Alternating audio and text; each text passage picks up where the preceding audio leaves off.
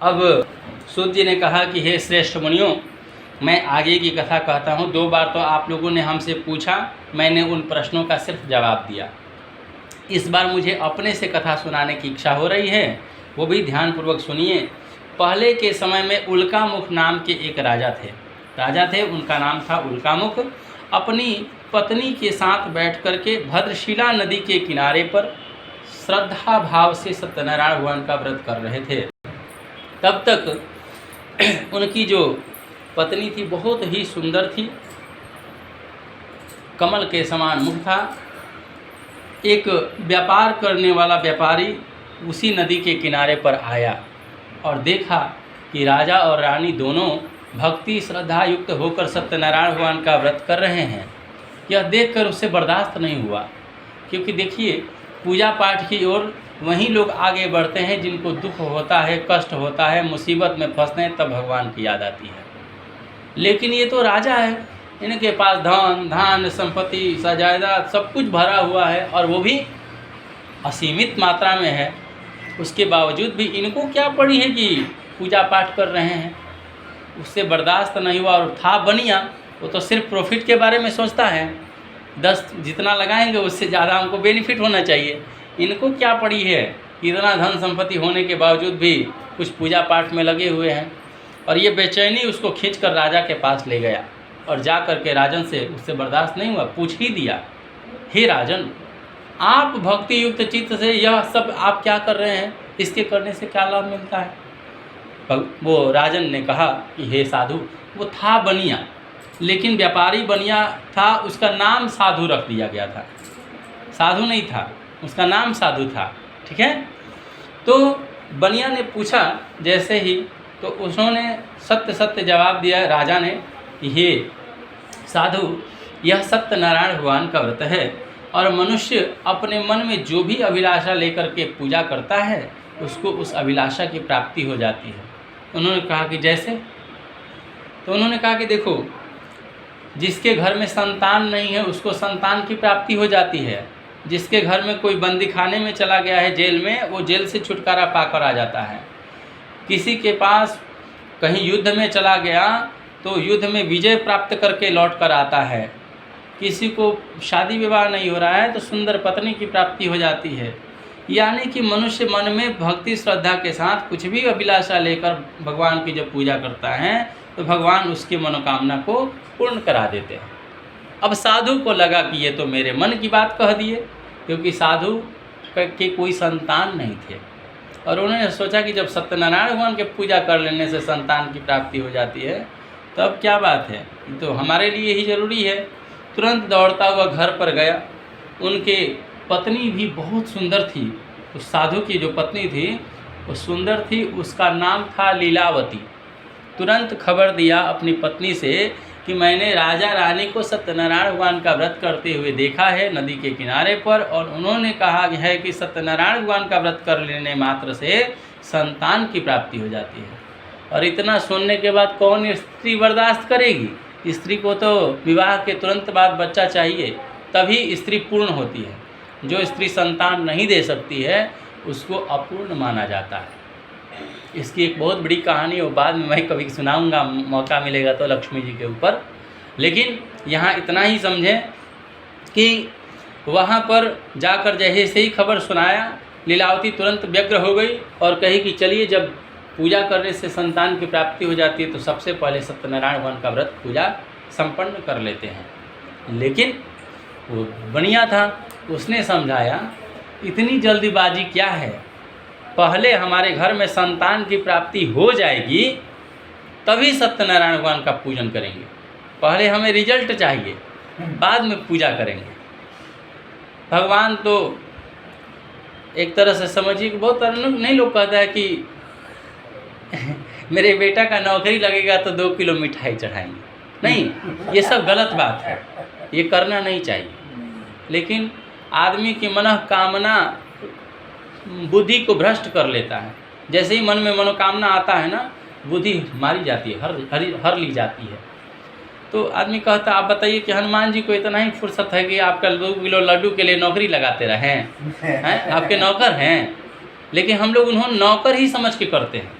भगवान को ऑर्डर ही देते हैं। ऑर्डर किसको दिया जाता है? नौकर को ऑर्डर दिया जाता है, मालिक को थोड़े ऑर्डर दिया जाता है। लेकिन हम लोग देवता को भी अपने मनोकामना के लोभ में आकर, मोह में आकर के भगवान को भी नौकर की तरह आदेश दे देते हैं। ये गलत तरीका है। उसी प्रकार उसने कहा, जब मेरे घर में संतान की प्राप्ति हो जाएगी तब मैं सत्यनारायण भगवान का पूजन करूंगा। और स्त्री को, मैंने लीलावती को डांट करके चल दिया। कुछ ही दिन एक साथ लीलावती और साधु एक साथ रहे। सांसारिक धर्म में प्रवृत्त होकर गर्भवती हो गई उसकी लीलावती और ये व्यापार करने चल दिया। धीरे धीरे 9 महीने के बाद 10वें महीने में एक सुंदर कन्या का जन्म भी हो गया। अब हिम्मत जुटा करके लीलावती कहती है कि हे पतिदेव, हे स्वामी, अब तो हमारे घर में संतान की प्राप्ति हो गई है, आप जो चाहते थे वो भी पूरा हो गया, अब तो सत्यनारायण भगवान का व्रत पूजन कर लीजिए। तब क्या समझाता है? तब कहता है कि अभी अभी तो बच्ची हुई ही है, इतनी जल्दीबाजी क्या है? पूजा पाठ में तो पैसा खर्च होगा, मेरे पास अभी पैसा रुपया नहीं है, मैं व्यापार करने के लिए जा रहा हूँ, उधर से जब बहुत ज़्यादा पैसा कमा कर आऊँगा तो इसके विवाह के समय में सत्यनारायण भगवान का व्रत पूजा करूँगा। सोचिए कि जो बच्ची अभी अभी जन्म ली है उस समय में बाल विवाह होता था 10 से 12 साल की उम्र में, फिर भी 12 साल के लिए उसने पूजा को टाल दिया और कथा उधर चला गया व्यापार करने के लिए।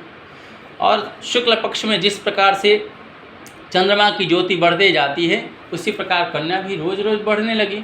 लड़कों के अपेक्षाकृत कन्या, लड़की जल्दी बड़ी हो जाती है। अब वहाँ पर एक दिन क्या हुआ कि जब कहीं से घूमकर आया व्यापार करके साधु, तो अपने सखियों के साथ लड़की खेल रही थी।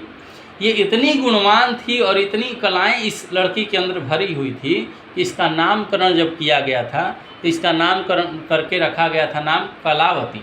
कलावती माने पूरी कलाओं से संपन्न थी।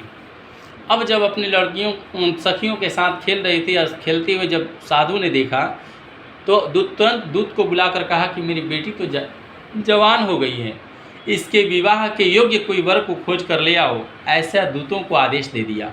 दूत लोग साधु की आज्ञा पाकर संजोग से उसी कंचनपुर नगर में चले गए जहाँ लकड़ियों को बेचकर लकड़हारा धनी हुआ था, और वहाँ से एक बनिए के पुत्र को लेकर आए और साधु के समक्ष प्रस्तुत किए।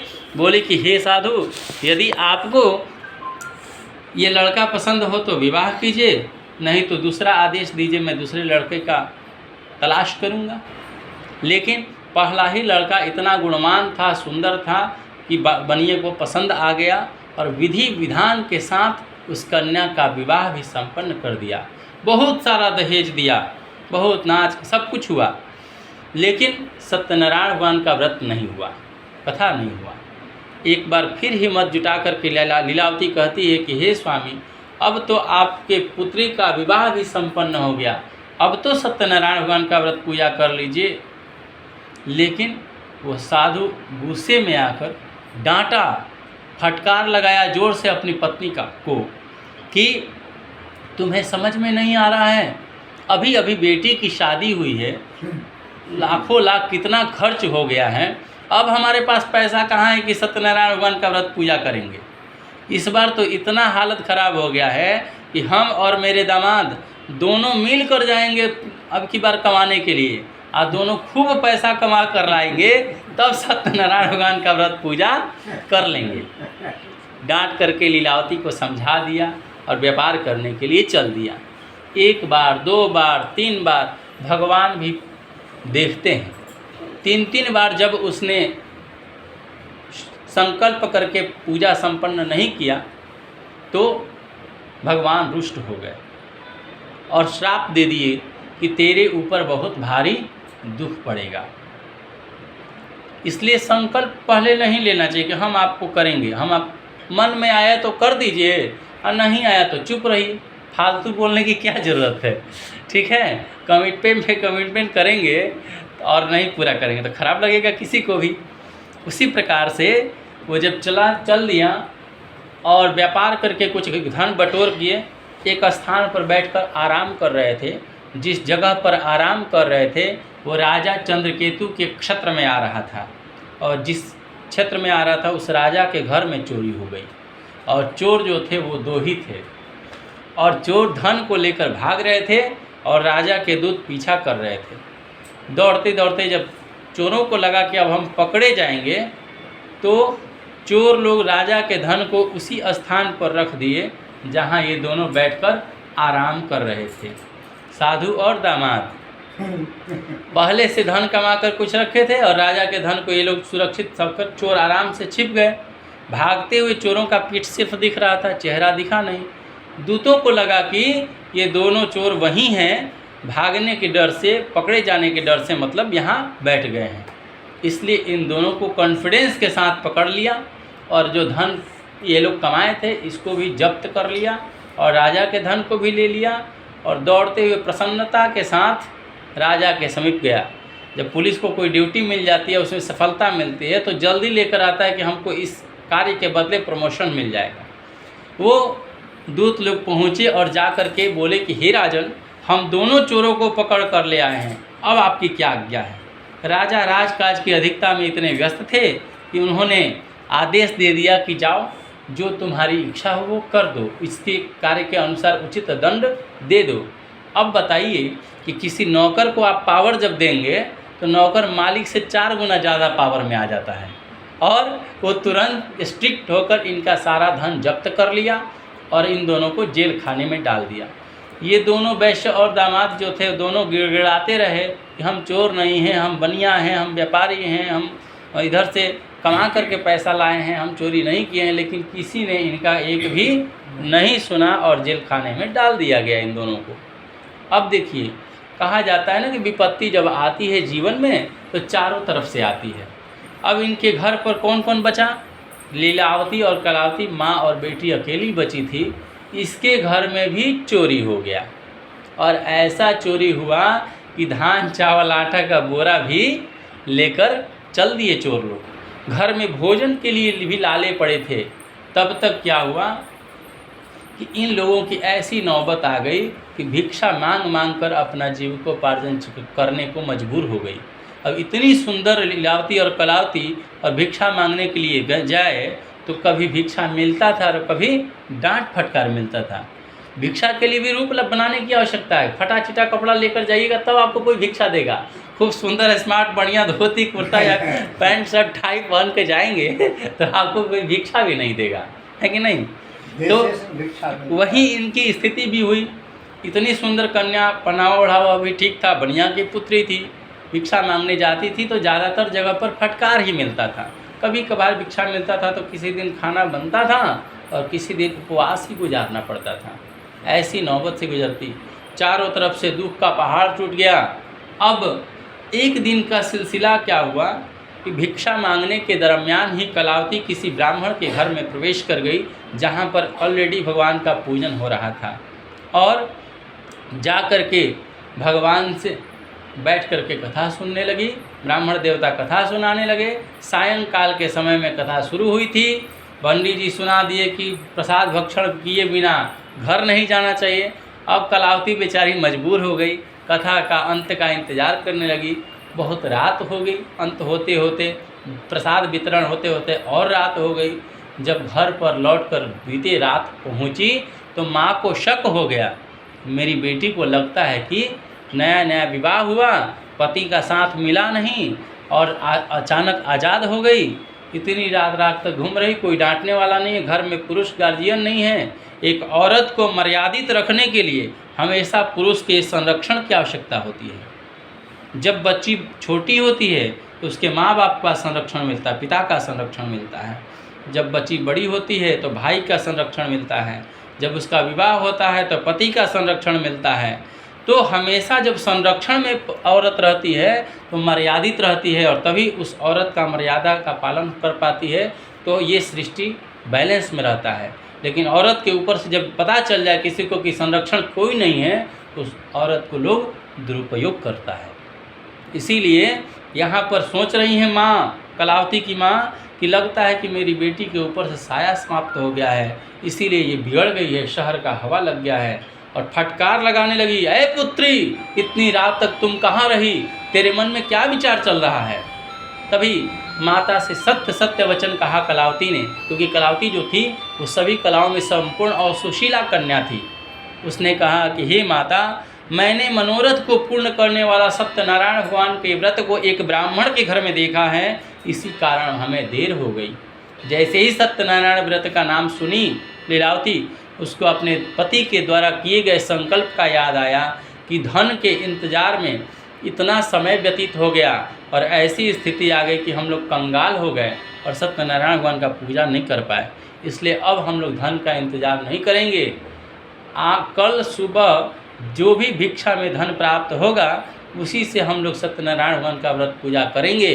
और अगले दिन भिक्षा में जो दोनों माँ बेटी बटोर कर लाएं उसी से भगवान के सामग्री को जुटाते हुए ब्राह्मण को बुलाकर कथा श्रवण की और भगवान से वरदान मांगी कि हे भगवान, मेरे पति और दामाद के अपराध क्षमा करने योग्य हैं, अतः क्षमा कर दीजिए। इसलिए भगवान तो हमारे करुणावत्सल हैं, दीन दयाल हैं। ये बड़े से बड़े अपराध को करके जब इनके चरणों में आप लौट जाएंगे तो भगवान सब कुछ माफ़ कर देते हैं।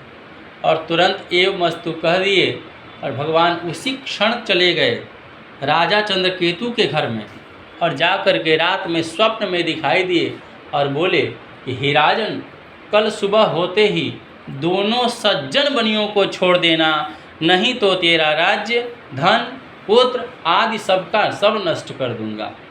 अब देखिए भगवान की महानता कि भगवान दोनों को सज्जन बनिया कहते हैं।